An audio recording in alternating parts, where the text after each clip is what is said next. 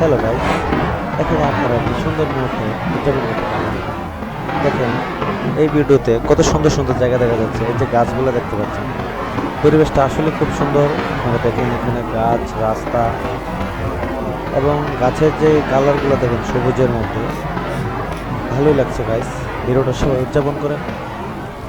এই যে দেখেন চিকন চিকন মোটামুটি কত ধরনের গাছ রয়েছে এই ভিডিওতে, এবং রাস্তাটাও দেখেন, সব কিছু মিলে কিন্তু অনেক সুন্দর লাগছে।